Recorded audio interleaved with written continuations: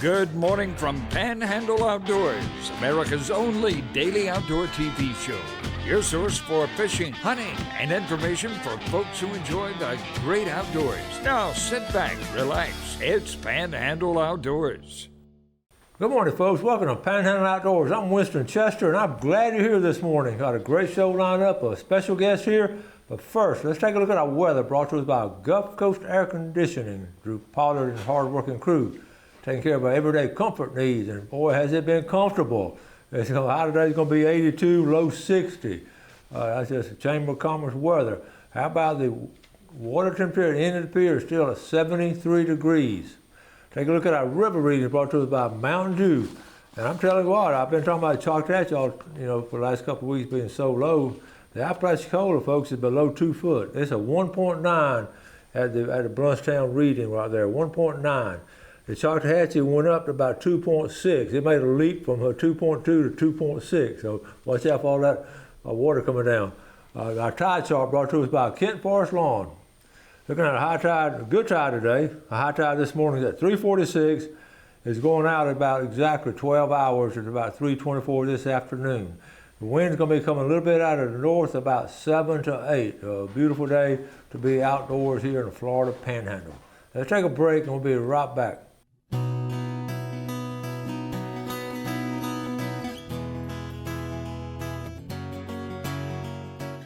Welcome back, and talking about welcome back, how about it? Good morning. Travis Basford is back with us now. We're so glad to have him. During the period of absence, we have talked a lot, and he kept us informed, and we had we worked hard to get him back on the show, and we're just so glad to have him. So tell us about what's going on. Well, it's been a lot of stuff going on. Yeah. It's been a while, so excited to be back, and I've been going, it's been 2 or 3 years at least, I guess. Has it been that long? Wow. I think it has, and was doing some things with our investigative section and got to experience some things, learn some things there, and recently took over the duties and responsibilities of our public information officer. So you're officially the public information officer? Yes, sir. Okay. Now officially, I guess. Unofficially, I was doing some of the stuff before, so. Anyways, so started to do that, and that's going to focus on, outreach, media, and education, and starting right here on Panhandle Outdoors. So that's great. Excited to be back. That's great. So you had to have a little bit of training, and I thought you did pretty good without the training, but we got to get a little bit of training. We understand that. Yes, sir. Yes, sir.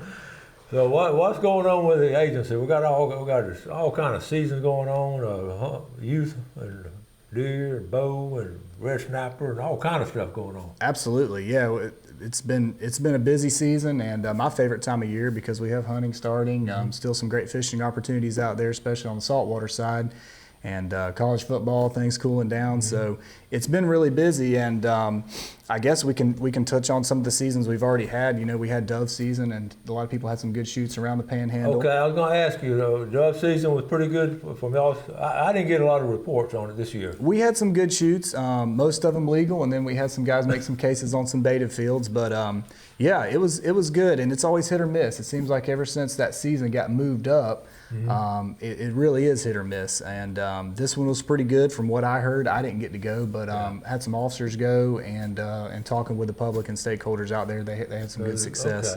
Okay. Good. Then we had, of course, early wood duck and teal. That was a little bit of, I guess, a bust because we have so much water. The birds were spread out. I know I worked Deer Point in South Washington County, and some people killed some wood ducks, but didn't see barely any teal during that split. And that's, again, hit or miss depending on if we get a front or whatever.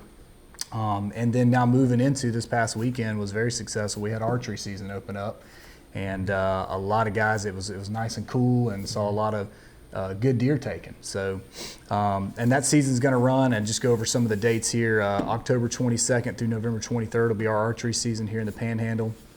And we'll be wrapping up with the first phase of dove as well. So that's kind of where we're at, and just excited for where we're going. We got General Gun coming up as well on Thanksgiving. So y'all been busy. We have been, and again, we get some opportunities on the saltwater as well that people have been taking advantage of. One thing I wanted to remind everybody this season, we're starting the new harvest reporting requirement for wild turkey. It's starting this fall. We've been doing that with deer for a while, and it's going to be very similar with the turkey. And there's 3 ways you can do that. The way I like to do it, and I'm just going to pull my phone out, I like to do it on the Fish Hunt Florida app. To me, this is the easiest way to do it. Okay. I know that's not the easiest way for everybody, but you can do your harvest report, everything, log and report your deer or turkey right here on the app. You can go to My Outdoors Florida, or the other method is, and of course, if you don't have cell phone service, you can do the actual paper reporting log. And I'm going to hold this up. I keep these in my truck. I would recommend everybody, just in case your cell phone dies or you don't have service, you can fill out this report here. Good idea. Keep it in the truck. Exactly, and then within 24 hours, you need to call the number on here, which is 888-HUNT-FLORIDA, and then report your deer or turkey. As soon as you take the turkey and get back to the truck, you fill it out then. Is that right? Or well, yeah, as soon as before you move the animal. Before you move it, okay. Yes, sir. Yep. So when you harvest your deer or turkey, and you go, okay, I've got one. And then you would go back, or if you have it on you, go ahead and fill this out if you're going to use the paper. If you have the app on your phone or you want to do it that way, you can do it immediately right there as well. Yeah. So before you move the animal, they want you to log it. And the good thing about the app and doing it on the website is you actually log and report it all in one. Mm-hmm. Here you're just logging it and then you report it later within the 24-hour period. Right. So. Anyways, it's a good thing. It really helps with data collection, helps us as FWC officers on the enforcement part. That's right. And it gives you a confirmation number too, which now if you're going to take that deer to the processor, you're required to have that confirmation number. They're required to have it. And it just helps enforcement, data collection, and then now for them doing it with wild turkey, that's going to help that as well, because we have bag limits on turkeys and things like that, and this is going to help, like I say, on the enforcement side and the data collection. Well, when I first came out, I wrote my, oh, here we go, something else to do. And then after I started thinking about it, and it's not that hard to do. Sure. And what really changed my mind, I started talking to these biologists and different people about how, especially turkeys, we sort of declining a little bit. And this data collection is what you're saying. It sort of gives us an idea. And then that way, when they set the limits, they can really set the limits on real data instead of hearsay this or something like that. So I'm all for this now. At first, I wasn't for it at first, but then after I thought about it, I said, it's not bad. Exactly. And and a lot of the other states have stuff similar to this. Right. So we're kind of getting on that same line of thinking. And it sort of helps keep the crooks out too when they want to get 12 deer or whatever. Something right. So the enforcement part too. You can only have your 5 deer for the season, and this. It logs and reports everyone taken, and it's basic information on there. It's really quick. I think timing it on the app for me to actually log one in, within about a minute and a half, I'm done. Wow. It's just the county, the method to take, your deer management unit, and things like that, and then it's going to give you your confirmation number. Good deal. We'll take a break. We'll be right back with Travis.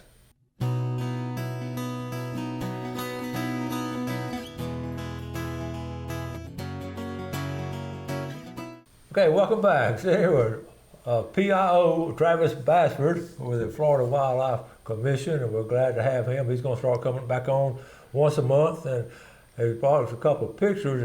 We got some cases a month in the last segment. You are going to believe, because you know how some people are. But this first picture now, this is special. Nicole Bassford, Travis's better half.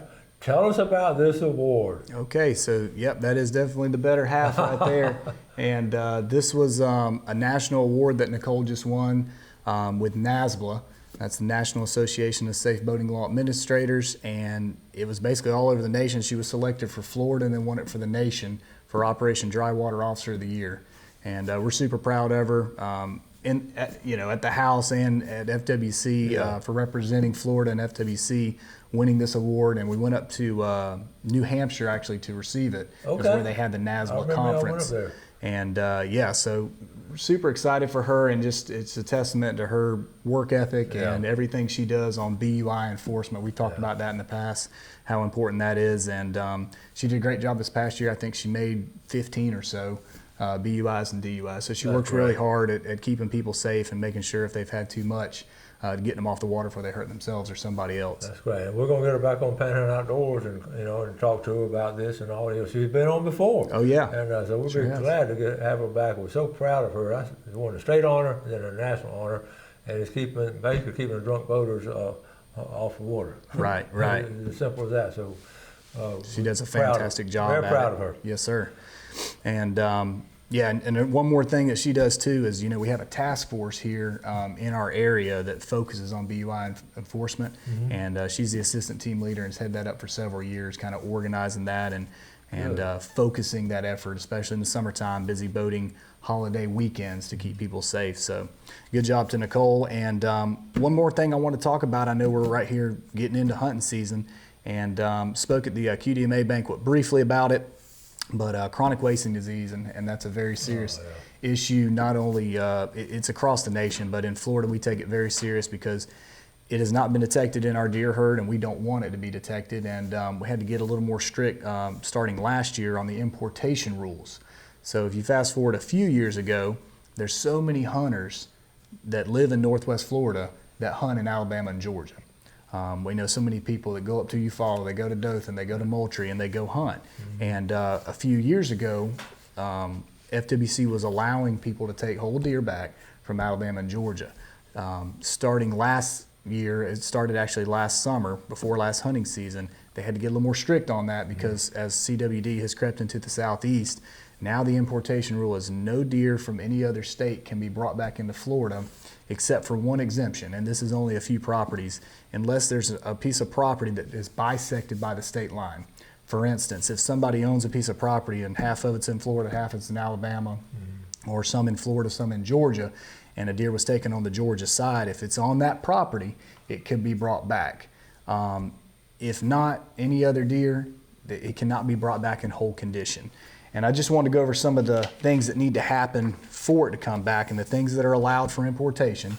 Deboned meat, okay, taken completely off the bone. Finished taxidermy mounts, if you kill a deer, whether it be Alabama or Georgia or in the Midwest, and have it finished up there. Clean hides and antlers or skull caps and teeth if all the soft tissue has been removed. Okay. So that's what you can bring back legally. No more can you, unless the property is bisected by the state line, can you bring the whole animal back. Okay. I know it was detected, I think, last year or two up in North Alabama.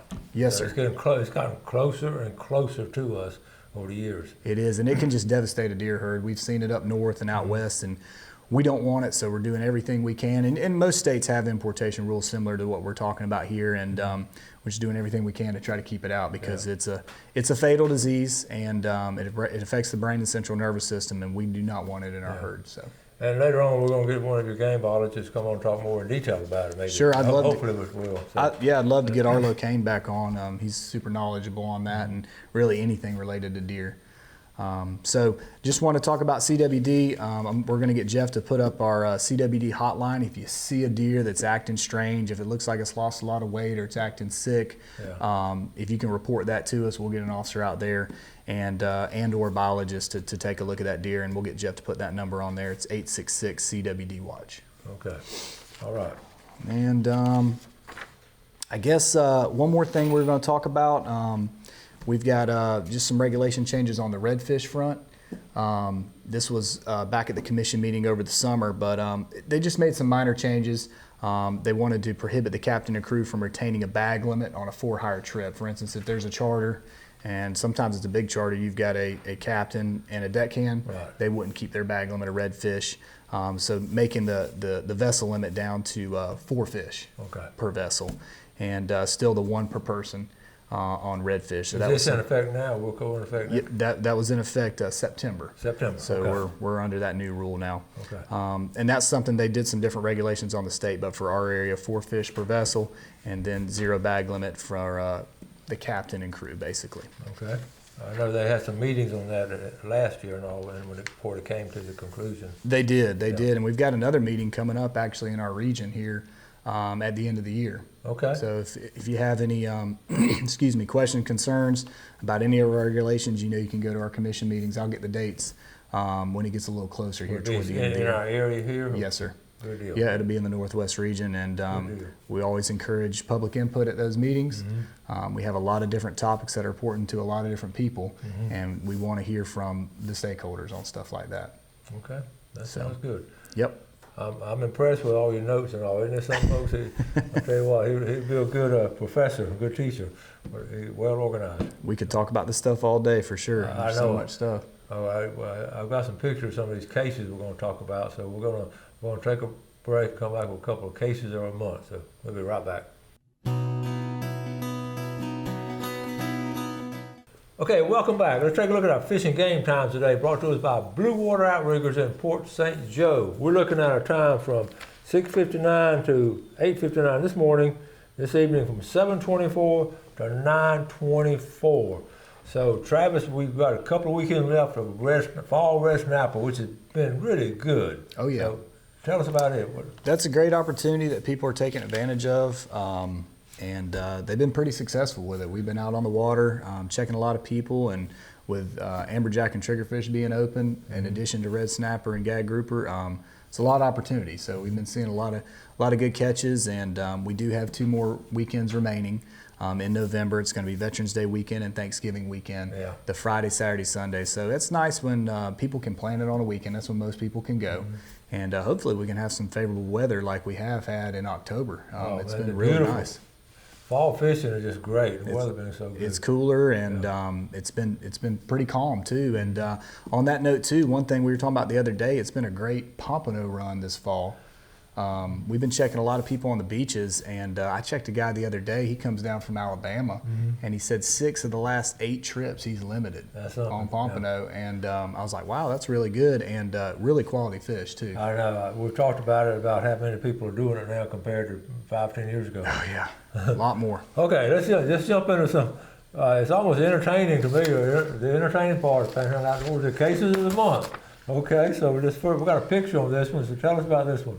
Sure. So let's see, which one we're going to start with? Which one? Snapper? Snapper case. Okay, this was here in Bay County, and just wanted to recognize Officer David Brady and Officer Nicole Bassford. They were on patrol near the Panama City Pass, stopped a boat coming in from offshore, and conducted a saltwater resource inspection. And that's basically what they found, and it was almost everything they had was illegal. It was a charter boat, which most of those guys know better on those, and they had an undersized red snapper, 2 undersized gag grouper, and 5 undersized gray triggerfish. And so they were educated, the captain, and he was issued 4 misdemeanor citations for the violations there. Okay. So good job by Officer Dave Brady and Nicole Bassford, working hard out on the water. Okay, let's go from outlaws in Bay County to outlaws in Jackson County.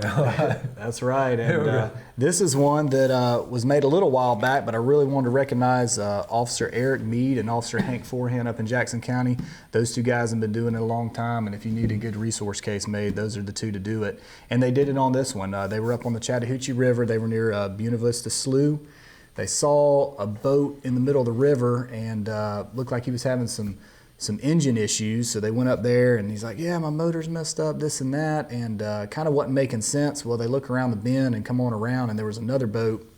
They were able to get up on him pretty quick, and basically what they were doing is, that was the lookout boat around the bend, and then the boat doing the shocking was on around, so they were able to get up there, and they located 5 flathead catfish on board. But the thing that kind of alerted them to some illegal activity is that the gear didn't match the fish. I mean, we know how big these flatheads are. I mean, especially those 2 on the right there, those are some big fish. You're not going to catch that on an ultralight or a brim buster. So they conducted an interview, and the guys ended up coming off, yeah, we had shocked these fish and dipped them with a dip net. And if you look down there at the bottom, that's the shocking device. That's hard to believe. Folks, I thought it was fish line at the bottom, but that little thing right here in the center of the screen, right there. Tell us about that. Yeah, so, well, we were talking about before the show, I mean, years ago, it was a lot bigger apparatus that guys would use, but that's about the size of a can of Skull or whatever, or Copenhagen, and you see the alligator clips where they clip it on the battery, and you see the wires and stuff. See the alligator clips put that in the water, and that goes down. That's the whole rig right there. You put it in your pocket. That's it. They used to have like 3 or 4 batteries on the boat, and so it's pretty obvious. But now, right. So that lookout boat, we need to keep this in mind now when we see people with these big old fish. If they got a little Zebco 33, it don't make sense. Exactly, and then they shock them, they come back and dip them up, and just a good job by these officers knowing the area, and then knowing what they're looking at, conducting an interview and making a jam up resource case. So good job, Eric Mead and Hank Forehand up in Jackson County. Good. Yeah, I know those guys that the name's been mentioned over the years. They do a really good job up there. They do a phenomenal job. Yeah. So really good, and just wanted to recognize those officers. And there's plenty more that, you know, as get back on the show and start sharing some stories that our guys and girls are doing a great job out there, just protecting our resources and making cases like this all the time. So. Yeah, and we don't want any of our viewers on this now, so y'all, we want to observe these kind of things and help not be part of it. Right, and one way y'all can help, and we're going to get Jeff to put the number up there as well, and I know I've mentioned this before, Wildlife Alert. It's a great program. If you see some of this activity going on, you see somebody coming in and say they've got a cooler full of undersized grouper, or somebody shocking, or somebody shooting something at night, you know, shooting a deer at night off the side of the road, or if you find bait in a management area or something like that, you can call. And the great thing about Wildlife Alert is you can remain completely anonymous. You can give us the information, and then you're eligible for a reward. And it's up to $1,000. So you can make some money, help the resource, help us out at the same time, because, you know, we can't be everywhere. And we really rely on the public to help us protect this resource, because really they're taking stuff from you. That belongs to all of us, yeah. You know, when they shoot a nice buck on the side of the road, that's somebody's deer that they've had on camera, that they fed, that they've been watching possibly for years, that somebody's taken. So we want to make sure those people are held accountable. So you can help us out. We'll put the number up there. Call us anytime, Wildlife Alert. We'd really appreciate it. All right, that's a win-win situation for everybody. We're about to run out of time. Well, it goes quick, doesn't it? We're glad to have you back, and look forward to you each month coming on. Yes, sir. And, we're looking forward to it as well. Thank you for the opportunity. If they have questions, they can always get a hold of you anytime. Absolutely. Well, almost anytime, but all right. Y'all do something good for someone today. We appreciate the viewership. Enjoy our beautiful Florida Panhandle outdoors. God bless. Thanks for watching America's only daily outdoor TV show, Panhandle Outdoors with Winston Chester, featuring hunting, fishing, and other activities and information to help you enjoy the great outdoors. Join us next time for Panhandle Outdoors.